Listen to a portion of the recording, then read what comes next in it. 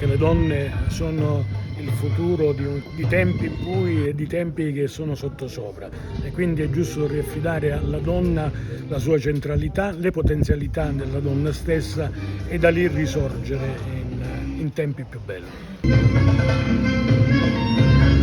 Come amministrazione noi accogliamo con piacere questa manifestazione dove si esalta e si contempla il coraggio e la forza delle donne.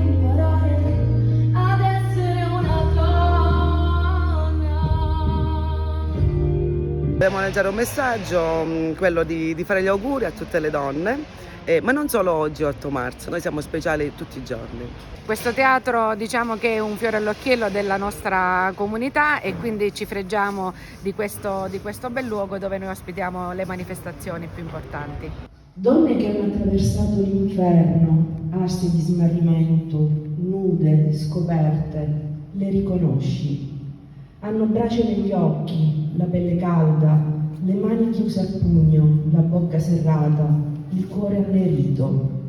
Le donne che hanno respirato il dolore, le riconosci. Sono fuscelli giovani, flessibili, dritti, proiettati verso il cielo. Le donne che hanno pianto, le riconosci. Camminano a testa alta, scaldano col calore tenue dell'Ade, sanano e proteggono con l'unguento della letizia. Le donne piegate, le riconosci, svettano, si riprendono il tempo, il battito smarrito, per danzare al ritmo della gioia che gli fu rapita.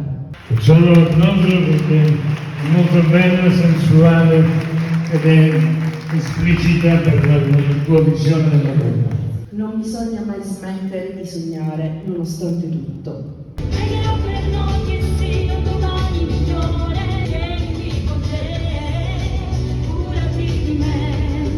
Oltre ad essere molto professionale, vanno in giro per la Sicilia, quello che hanno fatto per il comune di Chiaramonte, nel senso con questa promozione che noi abbiamo fatto del territorio, vorremmo premiare anche Valentina Grimaldi di Bella Sicilia. Valentina.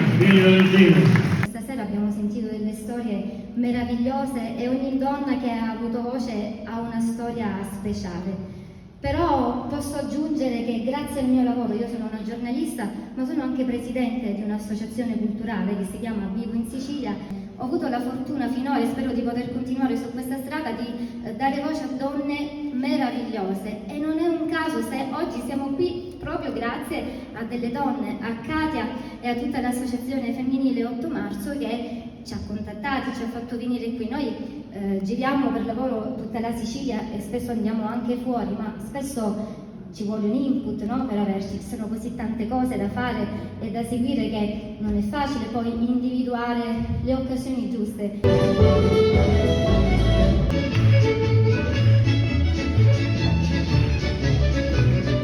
Un abito che parla della nostra bella Sicilia, guardate che spettacolo, guardate che disegni. Ho voluto realizzare le nostre radici siciliane, difatti io ho disegnato la Sicilia e poi che si intersecano col mare fino alla nostra terra, che sono gli aranci, i limoni, i mandarini, i nostri profumi siciliani.